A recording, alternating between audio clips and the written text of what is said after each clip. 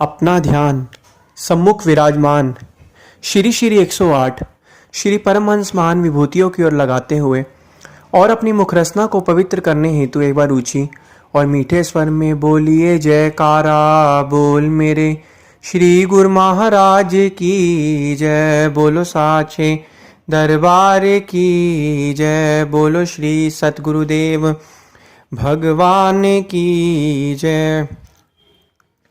गुरुमुखों, आज जो बहुत सारी चीज़ें सुनने को मिलती हैं कि हम जो हैं श्री सतगुरुदेव महाराज जी का ध्यान लगाने के लिए बैठते हैं, लेकिन हमारा मन जो है वो ध्यान नहीं लग पाता। ध्यान ना लगने के कुछ कारण होते हैं कि हमारा ध्यान, हम सभी लोग ध्यान में तो बैठते हैं लेकिन हमारा ध्यान क्यों नहीं लगता। क्यों हमारा ध्यान जो है इन सभी की सभी चीज़ों के अंदर जो है फंसा रहता है।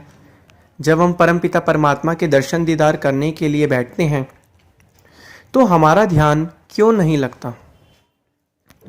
गुरुमुखों, जो हमारी सुरती है, सुरती जो है संसार में इतनी रमी हुई है कि उसके ऊपर संसारी चीज़ों की जो विचार हैं, संसारी पदार्थों के जो विचार हैं, माया के जो विचार हैं, उन सुरती पर जन्मों जन्मांतरों की जो परत चढ़ी हुई है और वह माया की परत सुरती से नाम का जाप जपने से ही हट सकती है।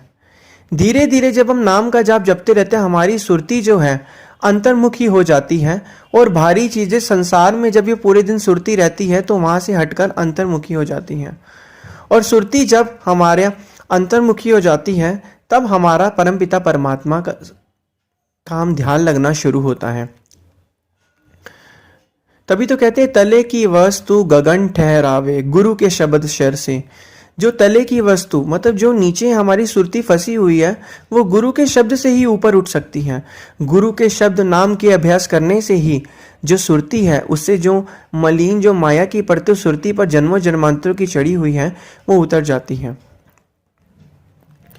तो इसलिए गुरुमुखों, दूसरा कारण है कि जब हम ध्यान में बैठते हैं हमारा मन जो है इधर उधर भागता है। शरीर जो है हमारा टिकता ही नहीं। हम 5-7 मिनट के लिए ध्यान पर बैठते हैं और उसके बाद हमारा मन में आता है कि चलो उठते हैं, खड़े होते हैं, लेकिन हमें वैसा नहीं करना। गुरुमुखों, शरीर को तो हमें बिठा के रखना ही है, चाहे मन माने या ना माने, तो हमें तो है जो ध्यान करना ही करना होता है। जिस तरीके से गुरुमुखों शुरू में थोड़ा सा मुश्किल होता है, जिस तरीके से जब बच्चा पैदा होता है, पैदा होने के 2-3 साल बाद जब वो स्कूल में जाता है, शुरू में जब उसके माता पिता उसे स्कूल छोड़ने जाते हैं तो वह रोता है और उसका मन नहीं करता, लेकिन थोड़े समय बाद उसका धीरे धीरे क्या कहते हैं स्कूल में जो जाने का जो है, स्कूल में बैठने का, क्लास कक्षा में बैठने का जो है मन करता रहता है। ऐसा क्यों होता है? क्योंकि स्टार्टिंग में जो है उसका मन जो था माँ बाप के और था, फिर बच्चा जब मन उसका स्कूल में लगता है तो धीरे धीरे जो होता है वो स्कूल की तरफ चला जाता है, उसका मन कक्षा वगैरह में लगता है।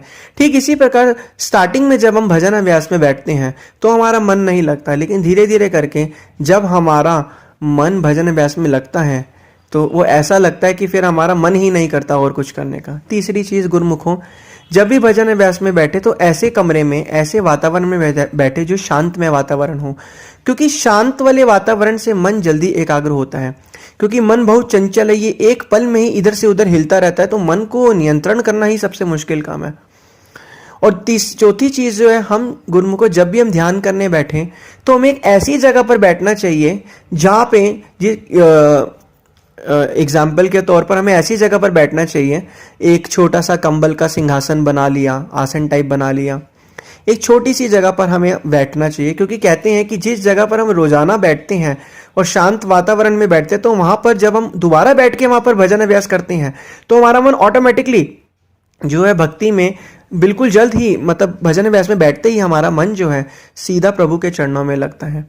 और शांतमय वातावरण से हमारा मन जो है वो जल्दी जो है भक्ति भाव में आराम से लगता है। अगली जो चीज़ है कि ये सभी चीज़ें इसलिए बताई जा रही है क्योंकि इन चीज़ों को जब हम अपने आप में सुधार करेंगे तो अपने आप ही हमें परमपिता परमात्मा के दर्शन दीदार होंगे। अगला है, जब भी गुरुमुखों हमें भजन अभ्यास में बैठे तो हमें अर्ध आंखें, थोड़ी सी आंखें खोल के रखनी चाहिए, हल्की सी अर्ध आंखें बिल्कुल नाम मात्र की, और हमें अपना जो आगे जो नाक है, नाक की तरफ जो है फोकस करना है, हमें अपनी नोज की तरफ जो है फोकस करना है। जब हम अर्ध आंखें खोल के जब हम अपना आगे की तरफ जो है फोकस करेंगे तो हमें जल्दी ध्यान होगा। हमें अपने आंखों से अर्ध आंखें खोल के हमें आगे की समय जो है तरफ जो है फोकस करना है। जितना जितना हम आगे की तरफ फोकस करते रहेंगे उतना उतना हमारा मन जो है श्री चरणों में लगता रहेगा। अगला जो चीज़ है गुरुमुखो, जब भी हम भजन अभ्यास करने बैठे हैं तो हमें अपनी जो शरीर की अवस्था, शरीर को, जो बॉडी को बिल्कुल सीधा रखना चाहिए, क्योंकि हमारी बॉडी के पीछे हमारी रीढ़ की हड्डी होती है। जितना हमारी रीढ़ की हड्डी सीधी रहेगी उतना हमारा जो है भैया जो ध्यान है वो जल्दी भक्ति में लगेगा। वरना अगर हम शरीर रीढ़ की हड्डी को टेढ़ा करके रखेंगे, झुक के रहेंगे, तो आलस्य और निद्रा, और सबसे बड़ी जो मुश्किल होती है भजन अभ्यास करते समय आलस और निद्रा होती है। आलस और निद्रा आती रहेगी, उससे जो है मन में आलस और निद्रा के भाव पैदा होंगे, और भाव पैदा होने के बाद हमारा मन भजन अभ्यास में लगेगा नहीं। गुरुमुखो, सारा खेल भाव का ही है। जो भी हमारे अंदर जो इमोशंस है, भाव है, इन्हीं के कारण ही आनंद भी क्या है, आनंद भी एक मन की एक ऐसी स्थिति, एक ऐसा विचार है जिसका संसार से कोई ताल्लुक नहीं है, वो अपना मन ही मन के अंदर से जो है आनंद से जो ताल्लुक है। तो इसलिए गुरुमुखो, ये कुछ चीजें हैं, इन चीजों का पालन करके ही हम अपने मन को श्री चरणों में प्रभु की भक्ति में, जितना हम भजन अभ्यास करते रहेंगे उतना मन हमारा वर्तमान अवस्था में आता रहेगा, और हमें अपने आप ही खुद ब खुद श्री सद्गुरुदेव महाराज जी के दर्शन दीदार होंगे। क्योंकि जो मन है, ये विषय वासना, जितनी भी चीजें मन के अंदर की गंदगी है, सभी चीजों को कौन साफ करता है? ये प्रभु का जो दिया बख्शा गया नाम है, यही इन सभी चीजों की सफाई करता है। जिस तरीके से आपके घर में अगर कोई रिश्तेदार वगैरह आते हैं तो आप अपने घर की साफ सफाई करते हो, रिश्तेदार साफ सफाई करते हो, वातावरण माहौल को साफ रखते हो, तभी तो वो रिश्तेदार आपके घर में आएगा और आपके घर में आना पसंद भी करेगा। इसी प्रकार भगवान भी तो आपके मन के अंदर तभी आएंगे ना जब आपके मन के अंदर का जो सिंहासन है, वातावरण है, साफ रहेगा। क्योंकि शांत वातावरण और शांत और साफ जगह पर ही जब रिश्तेदार आते हैं और वो खुश होते, तो प्रभु भी साफ जब हमारा मन होगा तभी तो उसके अंदर आएंगे।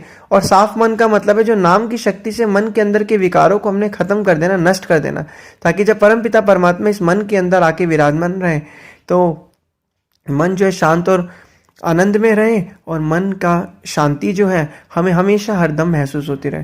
तो ये गुरुमुखों कुछ चीज़ें हैं जो हमें करनी है। इन सभी चीज़ों को करके ही हम अपना ध्यान जो है अच्छे तरीके से एकाग्र कर सकते हैं और परम पिता परमात्मा श्री सद्गुरुदेव महाराज जी, श्री परमन दयाल जी महाराज जी के प्रसन्नता को प्राप्त कर सकते हैं। बोलो जयकारा बोल मेरे श्री गुरु महाराज की जय। बोलो श्री सद्गुरुदेव भगवान की जय।